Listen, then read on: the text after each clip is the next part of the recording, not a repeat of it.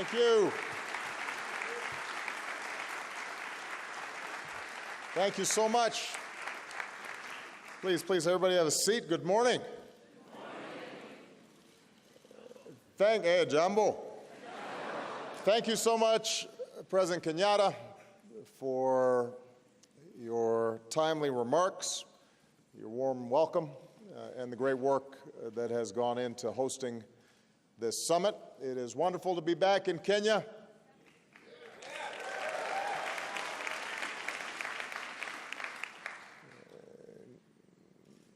Niaje, Wasi.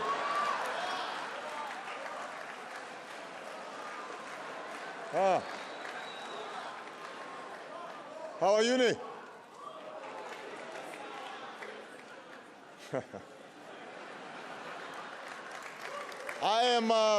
I'm proud to be the first U.S. president to visit Kenya.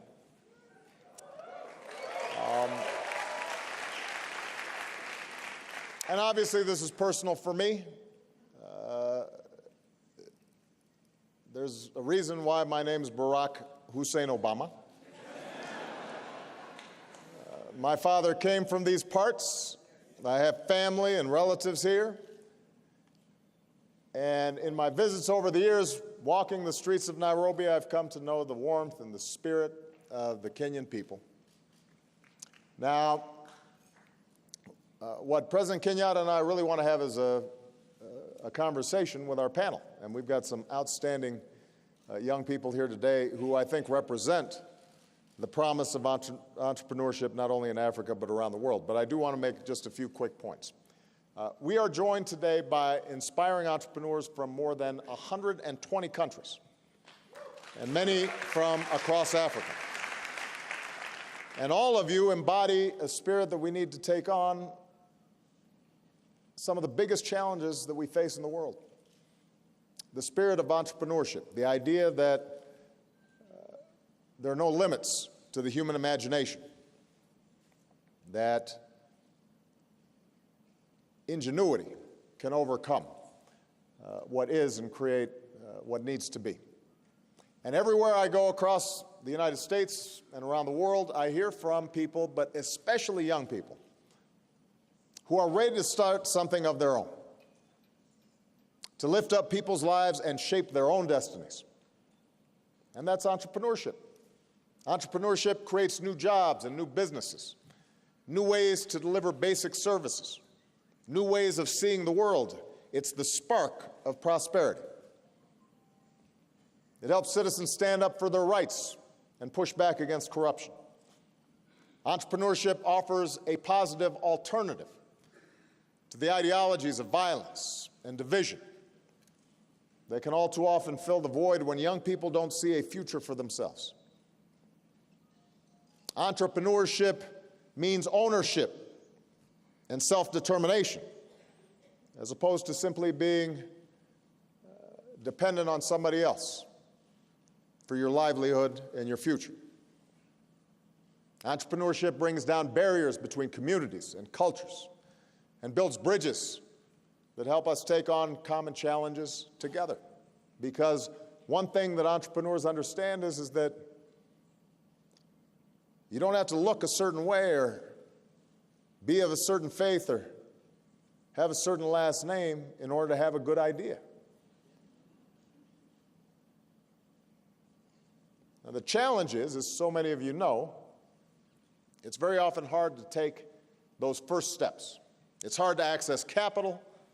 It's hard sometimes to get the training and the skills to run a business as professionally as it needs to be in this competitive world. It's hard to tap into the networks and mentors that can mean the difference between a venture taking off and one that falls flat. And it's even harder for women and young people in communities that have often been marginalized and denied access to opportunities. You run into old attitudes that say some people, because of where you come from or what you look like, don't have what it takes to lead or create a business. And sometimes it's subtle. You go in to pitch an idea, and maybe the response you get might not be as enthusiastic as if someone else pitched the exact same idea. Sometimes women or folks from communities that historically have not been viewed as entrepreneurial may not have the means of opening those doors just to get in front of the right person. Of course, the best answer to that kind of thinking is the example that all of you are setting, your success. And that's why I've made encouraging this spirit of entrepreneurship a key part of America's engagement in the world. I launched the first of these summits in Washington 5 years ago. And since then, we've helped empower hundreds of thousands of entrepreneurs, giving them a boost to launch thousands of new businesses and initiatives. Here in Africa, our Young African Leaders Initiative is empowering tens of thousands of dynamic leaders, not only in business, but also in government and civil society. Because one of the things that we have come to understand, and this is particularly relevant to Africa, is that in order to create successful entrepreneurs, the government also has a role in creating the transparency and the rule of law and the ease of doing business and the anti-corruption agenda that creates a platform for people to succeed. So this is our first Global Entrepreneurship Summit in Sub-Saharan Africa. We wanted to come here. I wanted to be here because Africa is on the move. Africa is one of the fastest growing regions of the world. People are being lifted out of poverty, incomes are up, the middle class is growing, and young people like you are harnessing technology to change the way Africa is doing business, as President Kenyatta alluded to. And that creates incredible opportunities for Africans and for the world. It means more growth and trade that creates jobs in all our countries. It's good for all of us.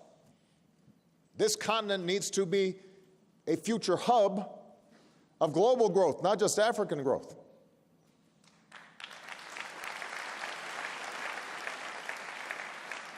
And the country that's hosting us today is setting an important example. Kenya is leading the way. Today, Kenya is the largest economy in East Africa. High-speed broadband and mobile connectivity are on the rise, unleashing the entrepreneurial spirit of even more Kenyans. Every day around the world, millions of people send and save money with M-Pesa. And it's a great idea that started here in Kenya. From Zimbabwe to Bangladesh, citizens work to keep elections safe using crowdsourcing platform Ushahidi. And that's a great idea that started right here in Kenya. Here in Nairobi, startup incubators are nurturing new businesses every day, maybe some of yours, each with the potential to be the great next Kenyan innovation. And the good news is that I'm not the only one who sees the promise of Africa. I'm joined on this trip by some leaders, not just across my administration, but I'm also joined by 20 members of the United States Congress from both parties, because supporting a strong partnership with Africa is something that unites Americans. We've got some incredible entrepreneurs and business leaders who are well established from the United States who are with us. They see the promise as well, and they're putting their money where their mouth is. So today we're taking the next steps to partner with you. First, we're offering entrepreneurs more startup capital. At last year's Entrepreneurship Summit, we set a goal of generating $1 billion in new investment for emerging entrepreneurs around the world, with half the money going to support women and young people.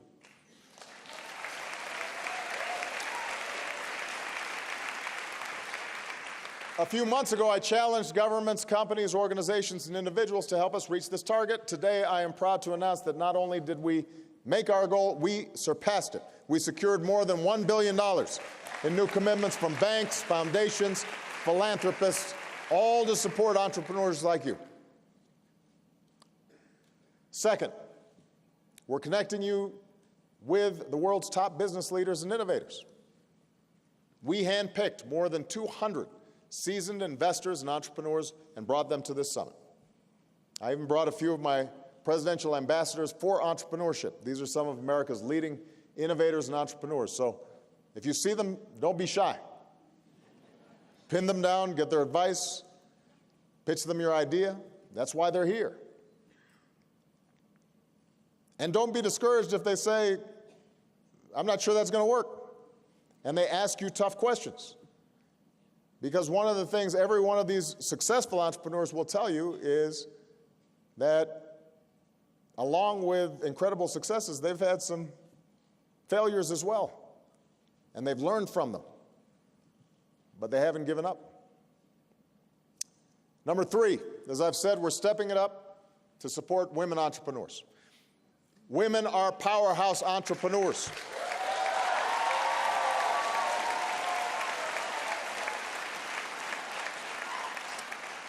The research shows that when women entrepreneurs succeed, they drive economic growth and invest more back into their families and communities.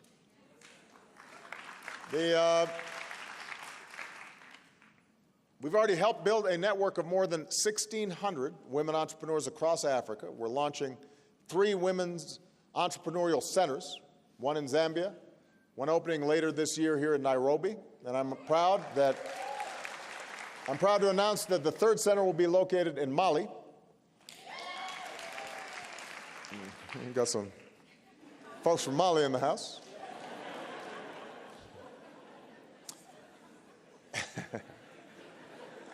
And as part of that $1 billion that I mentioned earlier, the United States Overseas Private Investment Corporation is contributing $100 million to support Goldman Sachs' 10,000 Women initiative, making more capital available to women-owned enterprises around the world. So, congratulations. So as you leave here today, I want you all to know that I believe in you. I believe that you have the drive and the passion to change the world. You can unlock new solutions to the pressing global challenges that we face. I believe that. I believe that as you make these innovations, you'll make life better for all of us. And I'm looking forward to being your partner in that process. So with that, what I think we need to do is to hear from some of these young entrepreneurs themselves. They can tell us a little bit of what they're doing, because I think they're great examples of all the talent that is here today. Thank you very much.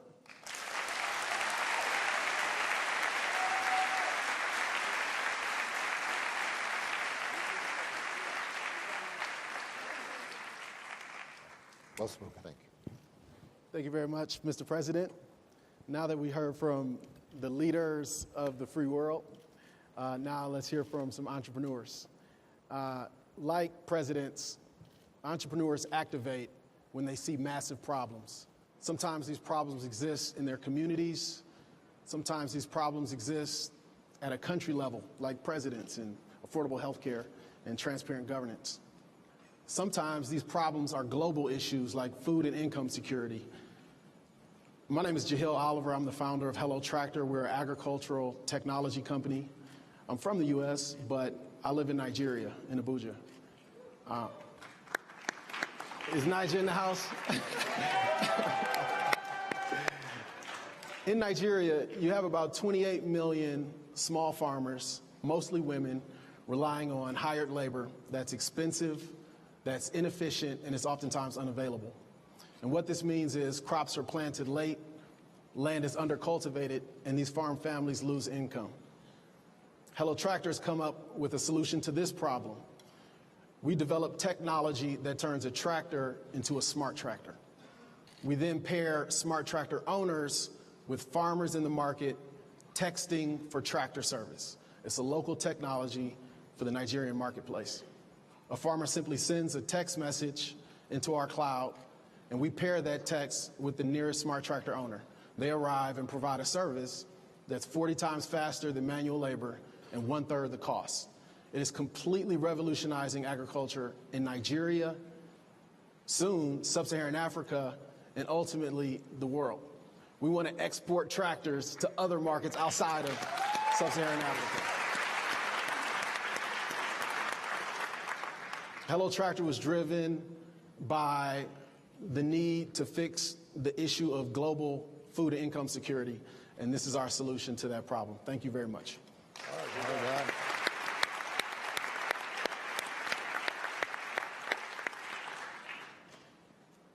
Josipa. Thank you, Jahil. So I'm Josipa Majic, CEO and founder of ID Guardian, a consumer device and biometric company based out of wonderful Zagreb, Croatia. Thank you. Yeah, so 2.5 years ago, our journey started. I was 22, I was studying at the University of Zagreb, and unfortunately, I had a close family health situation. Now, that enabled me to really see how often in the healthcare system, we ignore the emotional component in the patient. This is not because of doctors, this is because the way processes and medical devices are designed. They're sterile and sometimes even hostile. Although the emotional component is highly correlated with the outcome of the treatment, no one really pays attention to it. In that moment, we decided to make Teddy the Guardian, the first smart teddy bear in the world. It seamlessly, during the play, captures the child's heart rate, oxygen level, and body temperature, and sends that to a mobile app. So completely stress-free in a soothing and calming way, you get all of the vitals under your fingertip if you're a parent or a pediatrician. Now, the main value of this is our biometrics platform. So a platform where we reveal insights based on biometric data and behavior patterns. This is being used by some of the biggest companies worldwide and biggest brands to improve their existing and create new products. So for example, if you go to any local store, buy a shampoo or a shower gel, it's currently being designed based on what you claim you like, but in the future it will be designed using our technology and based on what your body is really loving. So what we're trying to create, thank you. So what we're trying to create is really devices that know how people feel even when they don't have the capacity to articulate that. The people within our community who are suffering the most, we want to create devices and an environment that will be able to sense when these things are happening. All of this has enabled us to, one, startup open, organized by Global Entrepreneurship Week. We have 16 employees, offices in Palo Alto, London, and wonderful Zagreb, Croatia. And now with some of the most amazing engineers located there, we're really making the effort to bring all of these devices to the market and bring all this technology worldwide. Thank you.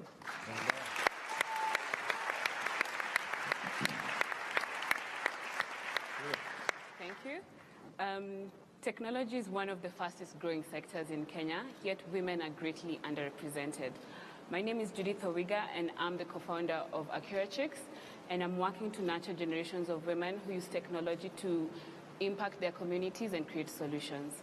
5 years ago, I and a group of friends started Accurachicks, and it stemmed from the need that we saw that there were very few women in technology. So we wanted to create a community where women can come together, work on different solutions, and share knowledge. After some time, we noticed that there was a lot of knowledge we were sharing, and there were other people who could benefit. So we thought we should start a training program and target young women who would not ordinarily consider careers in technology and who would not have an opportunity to do so. So our training program targets young women from the slums of Nairobi or from informal settlements, and we take them through a one-year training program in technology and entrepreneurship, and then we help them get jobs or start their own businesses. When we train them in technology, we train them how to program both web and mobile applications and graphic design. One of the students who passed through our training programs is called Agnes Masia.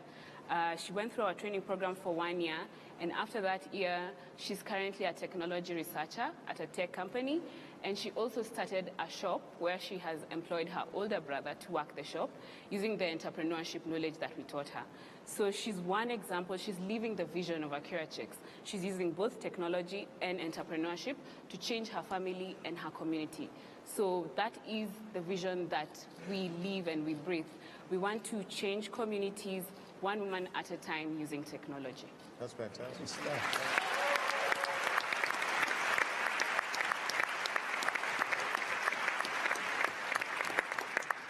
So we've had an opportunity to just hear a small sample of some of the amazing entrepreneurs that are part of this wonderful summit put together by President Kenyatta, President Obama. I would encourage you to please reach out and discuss with some of these entrepreneurs in the crowd and learn more about their powerful stories as well. On the stage, we have Kenya represented, we have Croatia represented, and we have myself coming from the U.S. as an African American, also returning to my ancestral home to solve big problems. But thank you all for your time. Thank you all to the distinguished panelists. President Obama, President Kenyatta, thank you so much. Thank you.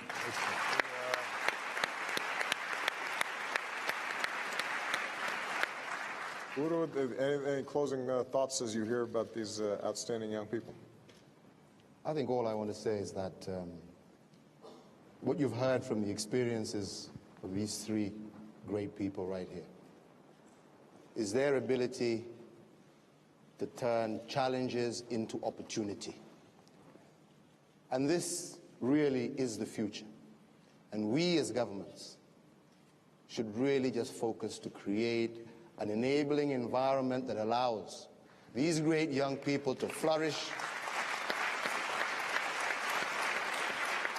and really be able to help us resolve some of the perennial problems that we continually face. I was just telling President Obama about the problems we're having as a result of climate change in terms of, our agricultural output, our need to really focus, on irrigation. I mean, here's a great guy here telling us he can solve that problem for me, so I need to see you soon. So I think really it's just for us to really create the environment, the enabling environment, as President Obama said, deal with some of the bottlenecks, some of the governance issues, deal with some of the problems, the structural problems that deny our people the ability to take advantage of this great, of the opportunities that actually exist. So mine is to say that you can count on our support. We are ready, we are willing, and we want to see what we can do to really help you move along and help us deal with the challenges that we are faced in this great continent. Absolutely. That's well said. I think what's also interesting is, as you listen to these three, and I think that I'm sure this is true of many of the entrepreneurs here as well. One of the advantages of this technological revolution that we're going through is that it can be tailored and adapted to different countries, different environments, different circumstances. In some cases, enabling countries to leapfrog over old technologies, to individualize what's done for a particular market or a particular need.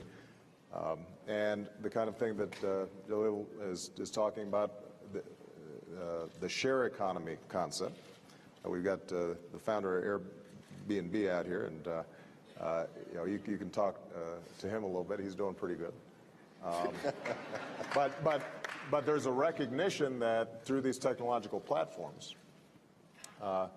what might have previously required huge investments of capital and as a consequence big barriers to entry, now you can get a startup moving, and if it's the right idea, it can travel with the speed of how fast you can text. I can't text very fast, but I noticed Malia and Sasha, they can. And so, I think that this makes a place like Africa or Croatia or other countries that historically may not have been viewed as right at the center of the global economy, suddenly they can compete on a level playing field. And if you have a good idea in Zagreb or in Abuja or wherever, now you potentially have access to a global marketplace in the ways that you haven't had before.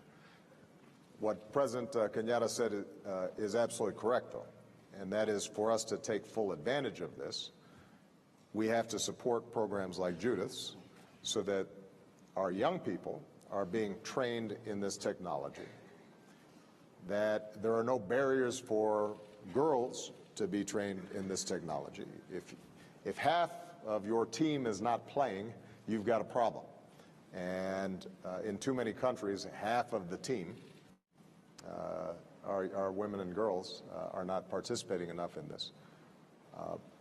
So we've got to invest in human capital so that everyone has the opportunity to access this information. And there's got to be the framework for access to capital, reduced regulatory barriers, the ability to start up businesses effectively, making sure that governments are facilitating as opposed to being parasitic on entrepreneurial efforts. That's our job. And I think that the good news is that we're seeing that recognition in more and more governments around the world. Not all of them always are practicing what they preach, but it's a start when governments feel obliged through, for example, initiatives like the Open Government Partnership that we started through the United Nations, where they feel obliged to acknowledge that they've got to get these rule of law issues and accountability issues and human investment issues right, then that gives us a lever to start continually improving the environment for all of you and your operations. And last point I would make, and President Kenyatta alluded to this, I think it's very important for the business leaders who are here, the established business leaders, to understand that this is still a neglected market, and accessing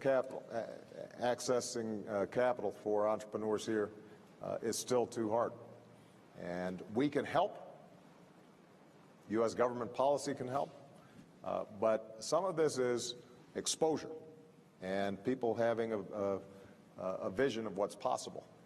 When I was here in Nairobi 10 years ago, it looked very different than it does today. And the incredible progress that's been made, imagine what could happen if more and more of our global business leaders and global capital paid a visit and actually had a conversation as opposed to just being blinded by some of the stereotypes that are so often promoted. This thing could move even faster. And that's part of the reason why this summit's so important. So I'm proud of all of you. I'm proud of these three entrepreneurs who are here. They represent all the talent that's in this room. Go out there and start something. We're excited about it. We expect great things out of you. Thank you very much.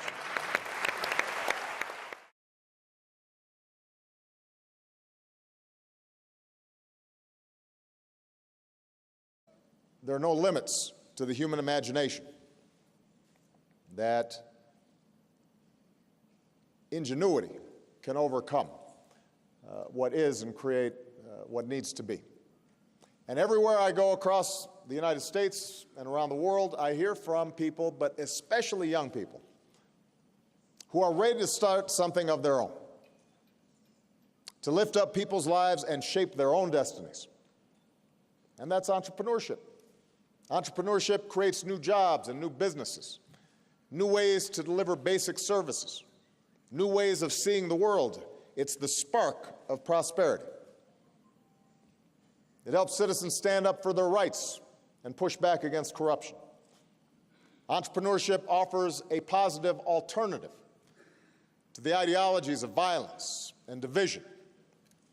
They can all too often fill the void when young people don't see a future for themselves. Entrepreneurship means ownership and self-determination.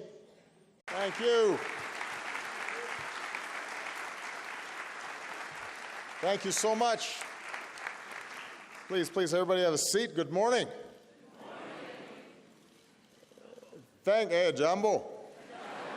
Thank you so much, President Kenyatta, for your timely remarks.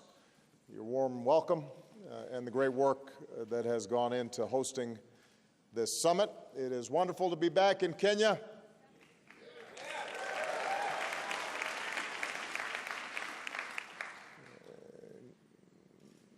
Niaje, Wasi.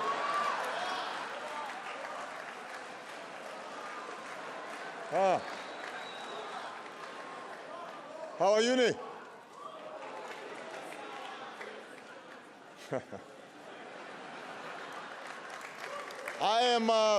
I'm proud to be the first U.S. president to visit Kenya.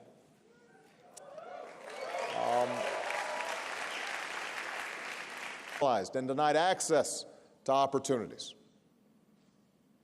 You run into old attitudes that say some people, because of where you come from or what you look like, don't have what it takes to lead or create a business. And sometimes it's subtle. You go in to pitch an idea, and maybe the response you get might not be as enthusiastic as if someone else pitched the exact same idea.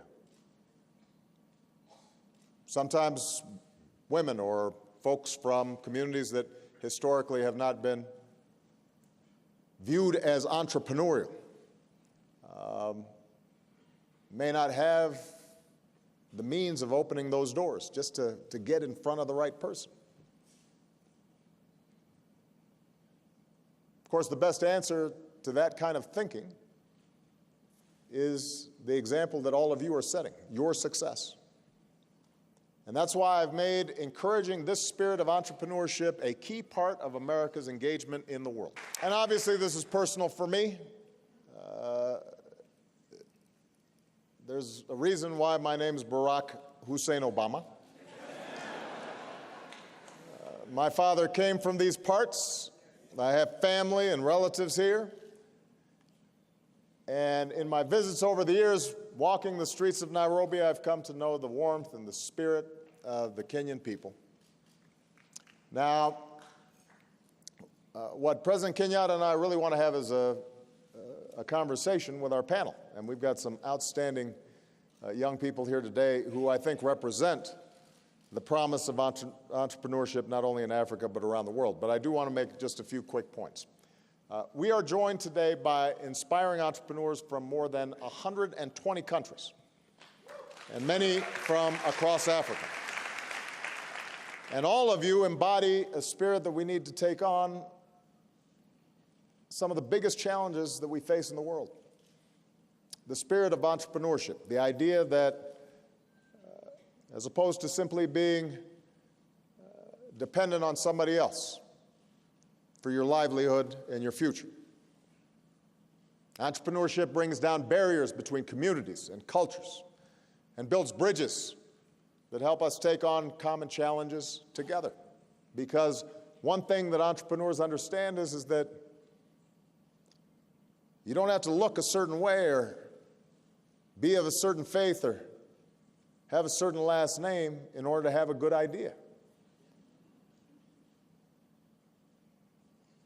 Now, the challenge is, as so many of you know, it's very often hard to take those first steps. It's hard to access capital. It's hard sometimes to get the training and the skills to run a business as professionally as it needs to be in this competitive world. It's hard to tap into the networks and mentors that can mean the difference between a venture taking off and one that falls flat. And it's even harder for women and young people in communities that have often been marginalized.